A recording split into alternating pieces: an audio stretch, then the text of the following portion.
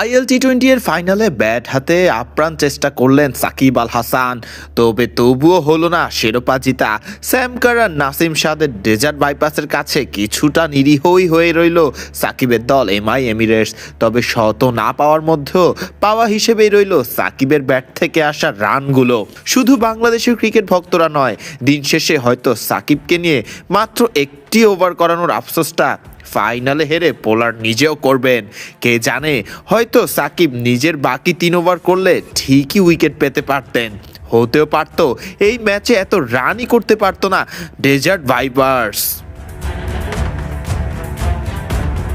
183 রানের বিশাল লক্ষ্যে ব্যাট করতে নামা সাকিবের দল এমআই এমিরেটস শুরুতেই হারায় ওপেনার আন্দ্রে ফ্লেচারকে। এরপরেই দ্রুত সাজঘরে ফিরে যান টম ব্যান্টন এবং মোহাম্মদ ওয়াসিমও। এরপরেই ব্যাট করতে আসেন সাকিব আল হাসান। অধিনায়ক পোলার্ডকে নিয়ে চেষ্টা করেন এমআই এমিরেটসের হাল ধরার।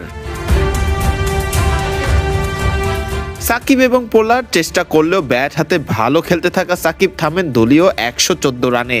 3টি চারের সাহায্যে সাকিব এদিন খেলেন 27 বলে 36 রানের ইনিংস, যা ছিল আইএল টি-20 এর ফাইনালের মঞ্চে এমআই এমিরেটসের হয়ে সেরা ব্যক্তিগত ইনিংসটি।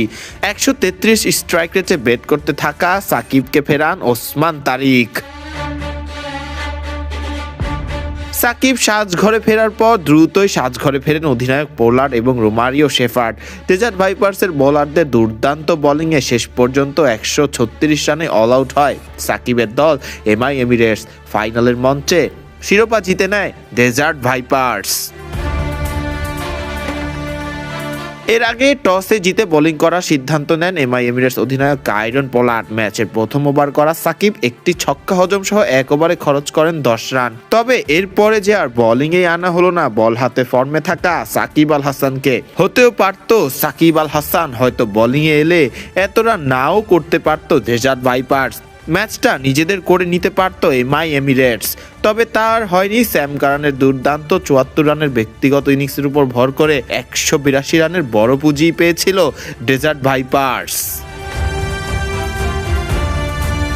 ফরদিন রহমান সকাল, বিডি ক্রিক টাইম।